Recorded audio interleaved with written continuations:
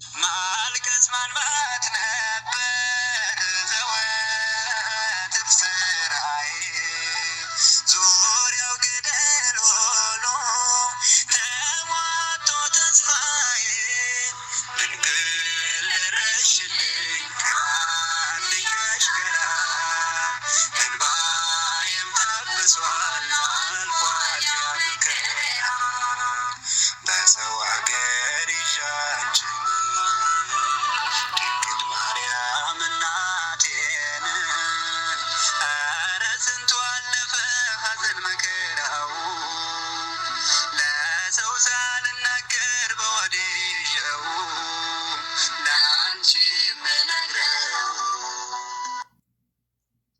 በስመ አብ ወወልድ ወመንፈስ ቅዱስ አሐዱ አምላክ አሜን።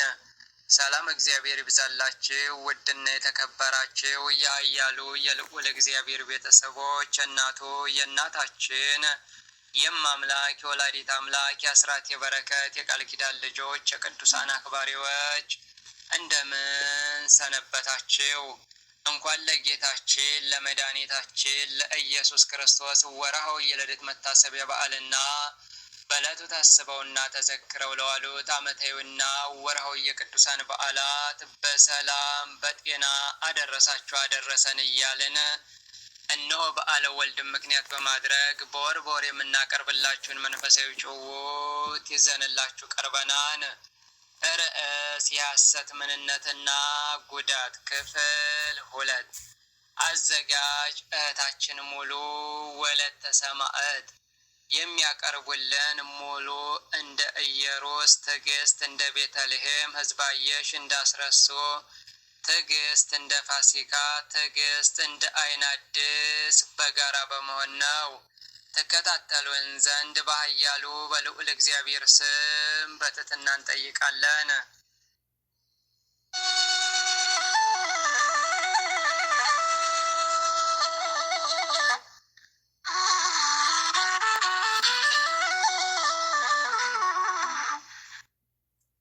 እንዴት አደራችሁ እህቶቼ? ተመስገን ነው። ዛሬስ ሁላችሁም ቀደማችሁኝ ተነስታችኋል። በሉ ምግብ ከማቅረባችን በፊት ቃለ እግዚአብሔርን ካቆምንበት ጀምረን እንማማር። እግዚአብሔር ይክበር ይመስገን። እህት አለሜ እሺ። የሰውነት የገቡ ዛሬ ለሱ የደወያል እንደው ሆዴ ዝም እንደው እናንተ ርቦኛል። ኧረ እንብላ እንዴ! ትናንትና ምንድን ነው ስታረጉኝ የነበረው? ተነሽ እያቸው ነበር። ኧረ ርቦኛል እያስባሸቀኝ ርቦኛል። ኧረ እንዴት ያልሽ ድንጋይ ራስሽ እንደው አንቺስ እኔስ አስፈራሽኝ፣ እሱ አስፈሻሸግሽ። ወይኔ አንቺ ልጅ! አቤት አስረሱ፣ በይ ትንሽ ነው የምንማማር። ደግሞ ጉንፋን ሊይዝሽ መሰለኝ። ዓይንሽ ይለያል። ጀምሩ አሁን።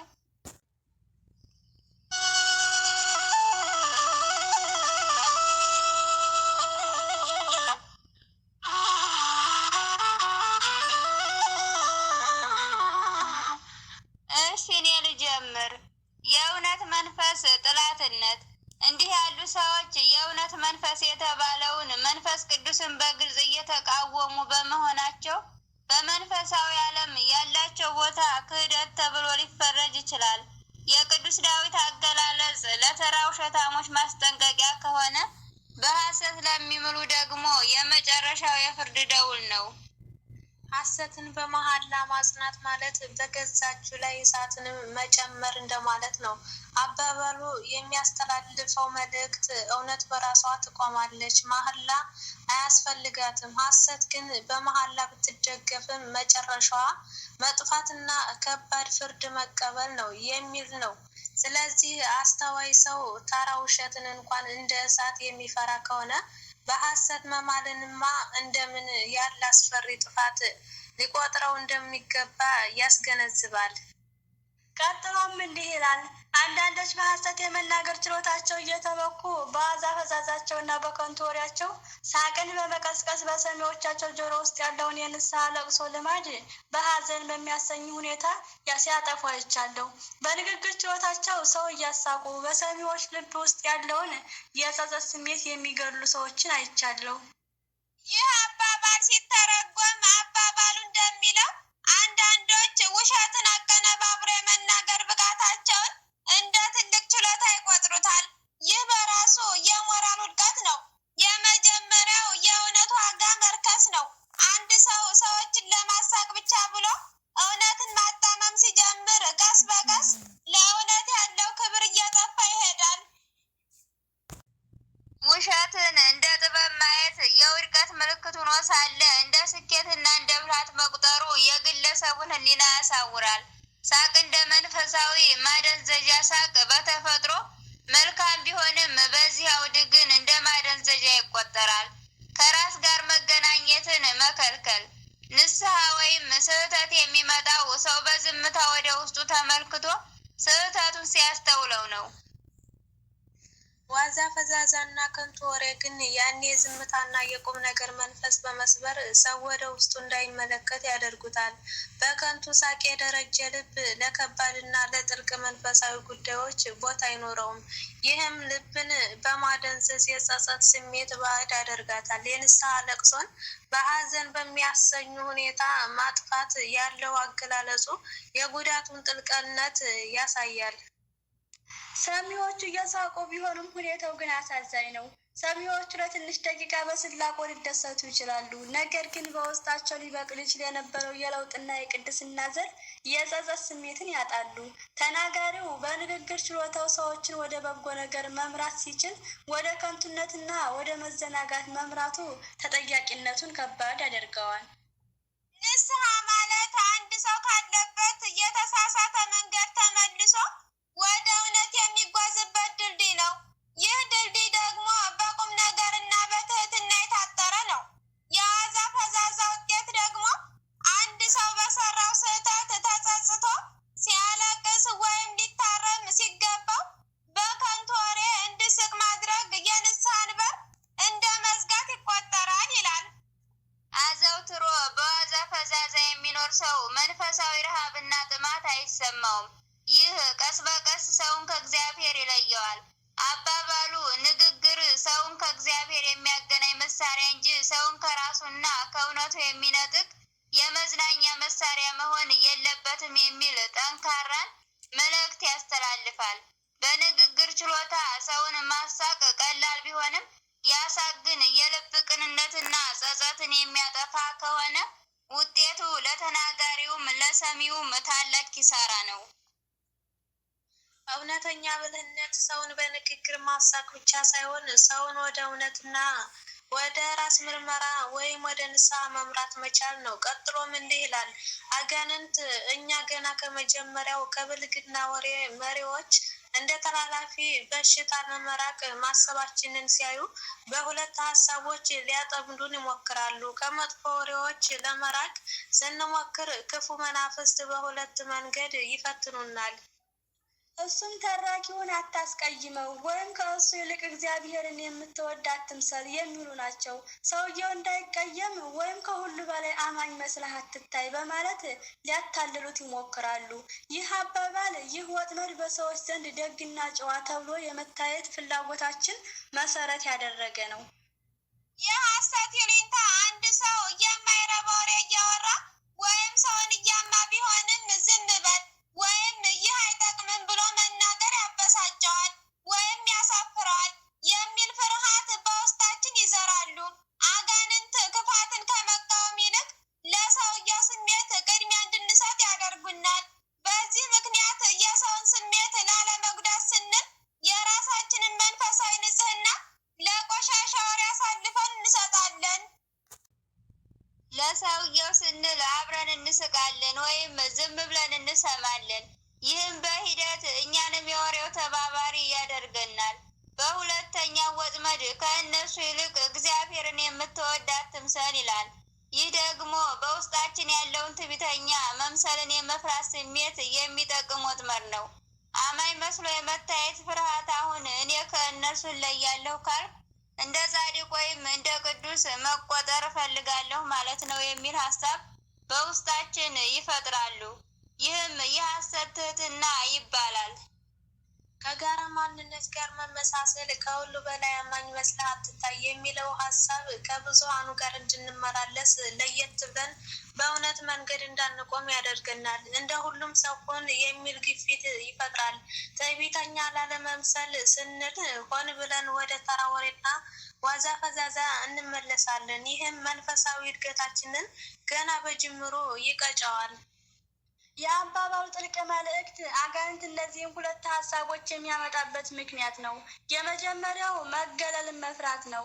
ሰው በማህበራዊ ሕይወት ብቸኛ መሆን ስለሚፈራ አጋንንት ያንን ፍርሃት ተጠቅመው ወደ መጥፎ ወሬዎች ይስቡታል።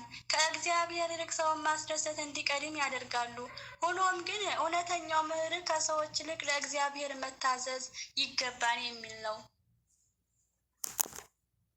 እንዴት ማሸነፍ ይቻላል? አባባሉ እነዚህን ወጥመዶች ነቅቶ መጠበቅ እንደሚያስፈልግ ያስገነዝባል። አስተዋይ ሰው ለእውነት ቅድሚያ መስጠት፣ ሰው ቢቀየምም እውነትንና መንፈሳዊ ሰላምን መምረጥ እንዳለበት ይረዳል። መጀመሪያው ወጥመድን ለማሸነፍ፣ ሁለተኛው ለእግዚአብሔር መኖር። ሰዎች ስለሱ የሚሰጡት ግምት ጻድቅ ነው ወይስ አይደለም የሚለው ከእግዚአብሔር ጋር ያለው ግንኙነት እንደማይበልጥ ያውቃል። ሁለተኛው ወጥመድ ለማሸነፍ። ይህ ቃል ከመጥፎ ወሬኞች መራቅ፣ የአካል መራቅ ብቻ ሳይሆን እነዚህን ስውር የውስጥ ሀሳቦች መታገል ጭምር ያስገነዝባል። በእውነት ለሁላችሁ እህቶች ቃለ ሕይወት ያሰማልን፣ ጸጋውን ያብዛላችሁ። በሉ ትምህርታችንን ከጨረስን ምግብ አቅርቡ። በእውነት ጸጋውን ያብዛላችሁ። በጣም አርሰንሳ ጨረሳችሁ። ወራ ነው ያለ እናንተ በጣም ራመኝ ደግሞ አቀራርባችሁ እናንተ አራጭ አንቺ ደረጃው በስቶ እንዲያዎች አረ እኔ ስራው እናንተ ልቤ እኮ የሆነ ልታመልጥ ለትንሽ እንዲሁ ለትንሽ እንዴ ሰው እንደዚህ አርጎ ደረጃው እንትን እንዴ አረ ነው እንደኔ አሁን አንድ ነገር የሆነ አረ አንተዬ እቺ ደግሞ ወደ ነገር እንደማታው ጊዜ የስራ መፍታት አለ። እዚያ ብዙ ነገር በሀሳብ ተወጥራል እና ያለን እኔ ብርጭቅና ግቤ የውልሽ እንደምትይ አራስ ጀመረ። እኔ እኮ ጥራቸው ሲበዛ በሽታ እንዴ ዛሬ ማን እንጀራ መጋገር እኮ እናንተ ግራ አቀሰቅሱኝ እንጂ እኔ እንጀራ መጋገር የማልችል መስሏችሁ ነው? ቆይ እኔ ደግሞ ነገር በጣም ተነስቼ ራሴው ሊጡን አብኩቼ አቅጥኜ ጠብቄ ኩስኩስ እስከሚድረስ ጋግሬ የሆነ ሰፕራይዝ ያባረችው ሰፕራይዝ ልግበስ። ዋው አይ እኔ መቼም ይቺ ምግብ ሲጀምር በጣም አምራለኝ። ወይ ደረጃው በዝቶባታል፣ ወይ አንሷን ወይ አልበስ እንደው ግን እኮ መስቃ እየሰራሽ ላበላሽኝ አራተው ማበጃጀት አበዛዎችን ሳህን ወይ ንብላት ወይ አንሷት። እናንተ ይኸው ትንፋሽ ብቻውን እኮ ለቦኛል። ኧረ ቦኛል እናንተ አብሮ ሽሩ ኑታ እጃችንን ታጥበን እንውጣና እንብላ። እነዚህ ልጆች በሉ ነው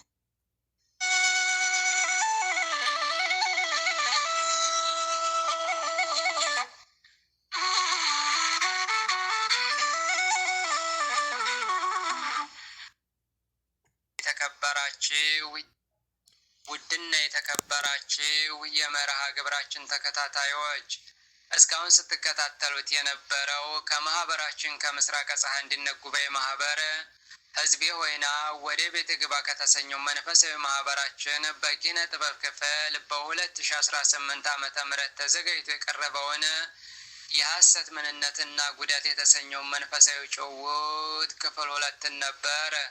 ክፍል 3 ይቀጥላል። ጊዜያችሁን መስዋዕት አድርጋችሁ እስካሁን ሰዓት ድረስ ስለተከታተላችሁን በኃያሉ በልዑል እግዚአብሔር ስም ከልብ እናመሰግናለን። ወስብሐት ለእግዚአብሔር ወለወላዲቱ ድንግል ወለመስቀሉ ክቡር። ይቆየን። አሜን። ማልቀስ ማንባት ነበር ዘወትር ስራዬ፣ ዙሪያው ገደል ሆኖ ተሟጦ ተስፋዬ። ድንግል ደረስሽልኝ ከአንድያሽ ጋራ፣ እንባዬም ታብሷል አልፏል ያ መከራ።